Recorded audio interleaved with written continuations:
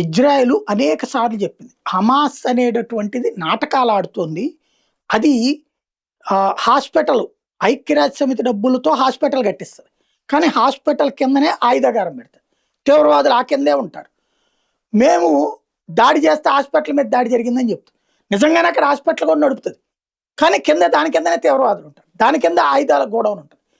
మేము అలా ఆ విజువల్స్ చూపించింది అనేక సార్లు. అయినా సరే మనకి నిజం కంటే కూడా అబద్ధం ఇష్టం. రెండోది ఏంటి, అయినంత మాత్రాన హాస్పిటల్ దాడి చేస్తారని గట్ట చేయాలా?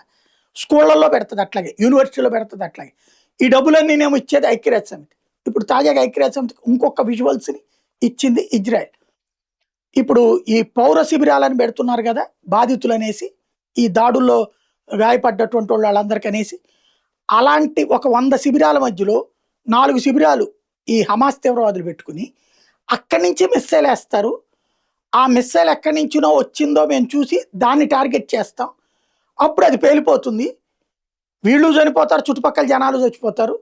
అదిగో ఈ శిబిరం మీద దాడి చేశారు అన్యాయంగా అని చెప్తారు, శరణార్థుల మీద దాడి చేశారని చెప్తారు. ఇది వాళ్ళు ఆడుతున్న జోదం. గ్రహించండి బాబో అని మొత్తుకుంటుంది.